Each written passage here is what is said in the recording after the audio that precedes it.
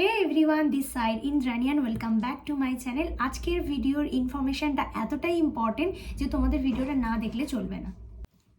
তোমরা সবাই জানো যে ইতিমধ্যে প্লেস অফ পোস্টিং দিয়ে দিয়েছে স্টাফ নার্স গ্রেড 2 এর, তাই এখন চলে আসে যে প্রসেসিংটা কি সেই ব্যাপারটা জানার পালা। তো চলো শুরু করা যাক।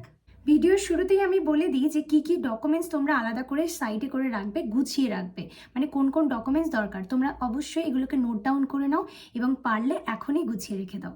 প্রথম ডকুমেন্টস হচ্ছে মাধ্যমিকের রেজাল্ট প্লাস অ্যাডমিট, এইচএস এর result plus admit plus certificate এবং মাধ্যমিকের যে সার্টিফিকেটটা হয় সেটা। তার সাথে চলে আসছি আধার কার্ড, ভোটার কার্ড এবং প্যান কার্ড, বিএসসি বা জিএনএম এর রেজাল্ট, একদম 4টে ইয়ারের রেজাল্ট, ওদিকে 3টে যে জিএনএম করলে 3টে ইয়ারের রেজাল্ট, সঙ্গে ডাব্লিউবিএনসির registration, degree certificate, passport size photo 6 থেকে 8 কপি মতো রেখে দিও। যাদের কাস্ট সার্টিফিকেট আছে তাদের কাস্ট সার্টিফিকেটের জেরক্স, আর যদি তুমি ওবিসি ক্যাটাগরিতে হও তাহলে এনসিএল অবশ্যই লাগবে। 2 নম্বর চলে আসছি যে ইডাব্লিউএস যদি সার্টিফিকেট দেখাও তাহলে সেটা লাগবে, এবং সঙ্গে এই সমস্ত ডকুমেন্টস একটা ফাইলের মধ্যে ফাইল আপ করে রাখো এবং সবকটা করে 7 থেকে 8 কপি করে জেরক্স করে রাখো। দেখো লাগবে হয়তো 3 থেকে 6 বা 4-5 কপি লাগবে, কিন্তু আমি এক্সট্রা করতে বলছি কারণ বারবার যাতে উঠে গিয়ে জেরক্স না করতে হয়। তো তোমরা তো সবাই জানো যে ডেটটা কবে মানে পাবলিশ করেছে। ডেটটা হচ্ছে তোমার 16ই মার্চ থেকে 31শে মার্চ 2026-এর মধ্যে সমস্ত জয়েনিং কমপ্লিট করতে বলা হয়েছে। কিন্তু আমার এখানে একটা স্মল অ্যাডভাইস, যে শুরুটা বলেছে 16ই মার্চ, তো আমি চাইবো যে সবাই 16ই মার্চেই জয়েন করতে। কেন কি, কারণ এখন প্রচুর ক্যান্ডিডেট, প্রচুর পরিমাণে কম্পিটিশন।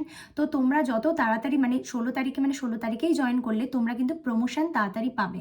মানে প্রমোশনের উপর এটা অনেকটা গুরুত্বপূর্ণ ভূমিকা পালন করে। তাই অবশ্যই 16ই মার্চ মানে 16ই মার্চে গিয়ে জয়েন করবে, আদার এমনি যদি কোনো প্রবলেম না থাকে তো।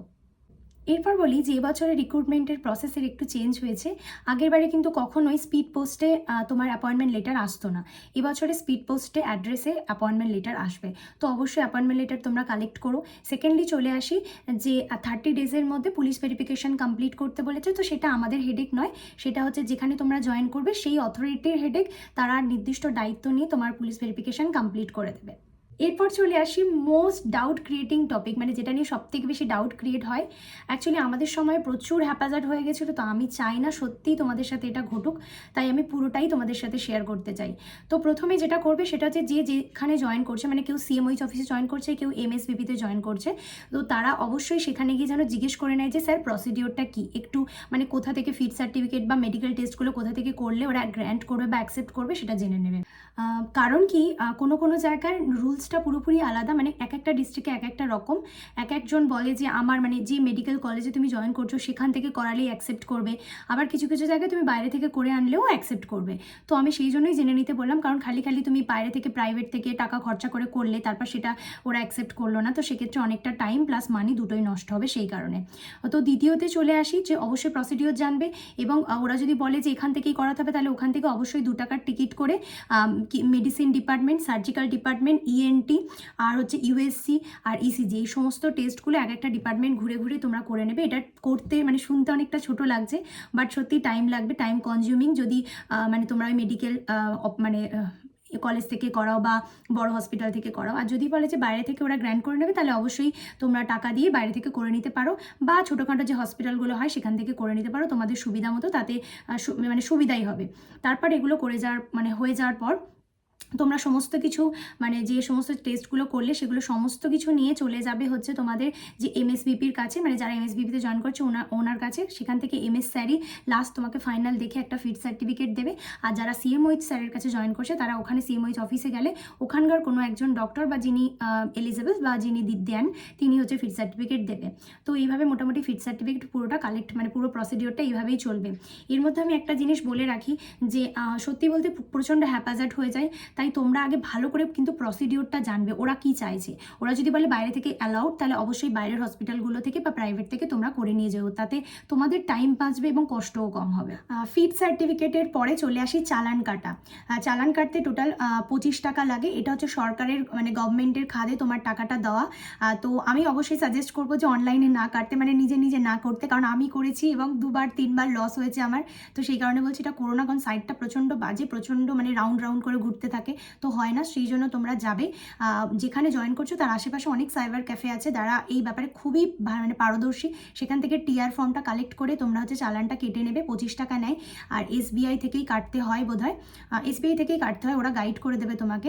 এসবিআই যদি অ্যাকাউন্ট না থাকে তাতেও কোনো অসুবিধা নেই, তোমরা কাটতে পারবে ইজিলি। তো চালানটা কাটবে আর মেডিকেল ফিট সার্টিফিকেটটা কালেক্ট করবে। তার সঙ্গে চলে আসছি যে জয়েনিং লেটার, মানে একটা জয়েনিং লেটার ওরা ওখান থেকে দেবে, বা হয়তো লিখতেও বলতে পারে। তো সেই জয়েনিং লেটার আর তোমরা হচ্ছে সঙ্গে যেখানে তোমাদের প্লেস অফ পোস্টিংটা বেরিয়েছে সেই পেজটা জেরক্স, আর যে প্লেস অফ পোস্টিংয়ের অর্ডারটা বেরিয়েছে তার প্রথম পেজের জেরক্স, এটা প্রায় 4 থেকে 5 কপি করে সঙ্গে রাখবে। ভিডিওর শুরুতে যে ডকুমেন্টসগুলোর কথা বলেছিলাম সেগুলো ছাড়া আরও 3টে ডকুমেন্টস অ্যাড হলো। একটা হচ্ছে জয়েনিং লেটারের ফর্ম, তারপর হচ্ছে তোমার এমএসপিপির কাছ থেকে যে বা সিএমওই স্যারের কাছ থেকে যে ফিট সার্টিফিকেটটা পাচ্ছ সেটা, এবং সঙ্গে চলে আসছে যে তোমার চালান। এই 3টে জিনিস তো একসঙ্গে রাখবে। এবং তাছাড়া এগুলো সব অনেক কপি করে জেরক্স করবে, মানে 3 থেকে 4 কপি করে জেরক্স করবে। আর তাছাড়া আরও একটা জিনিস, সেটা হচ্ছে তোমাদের যেখানে প্লেস অফ পোস্টিংটা বেরিয়েছে তার প্রথম পেজ, আর যেখানে তোমার নাম আছে যে পেজটায় সেই পেজের জেরক্স।